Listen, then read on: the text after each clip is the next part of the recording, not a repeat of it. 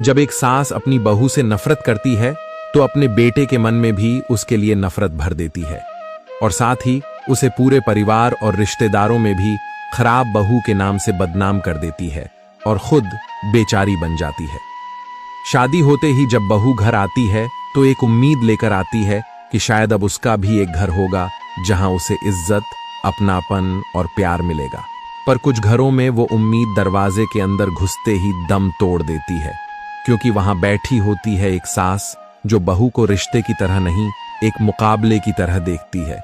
उसे लगता है अब बेटा मुझसे दूर हो जाएगा, अब मेरी बात नहीं मानी जाएगी, अब घर की बागडोर किसी और के हाथ में चली गई। वो सास बहू से हर वो काम करवाती है जो वो खुद कभी करना नहीं चाहती थी। हर छोटी बात पर ताने, हर काम में कमियां और हर कोशिश पर शक।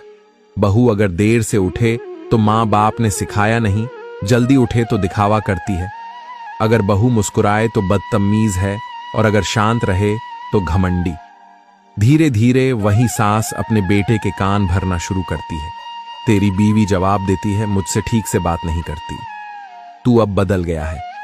बेटा जो पहले माँ और पत्नी दोनों को समझता था अब उलझने लगता है। कभी माँ की आंखों के आंसुओं से डरता है तो कभी बीवी की चुप्पी में सच ढूंढता है। पर चालाक सास हर बार खुद को बेचारी बना देती है। रिश्तेदारों में, पड़ोसियों में, यहां तक कि परिवार की हर बात में वो यही जताती है कि उसने तो बहू को बेटी बनाया पर बहू ने उसकी कद्र नहीं की। और फिर शुरू होती है बदनामी। बहू को बना दिया जाता है एक झगड़ालू, जिद्दी औरत जो घर बिगाड़ रही है, जबकि असल में उस बहू ने सिर्फ चुप रहकर निभाने की कोशिश की थी। पर यहां चुप्पी को कमजोरी समझ लिया गया। सास की इस जहरीली चाल का शिकार सिर्फ बहू नहीं होती, बल्कि वो बेटा भी होता है, जिसके दो सबसे करीब रिश्ते आपस में जहर घोल चुके होते हैं।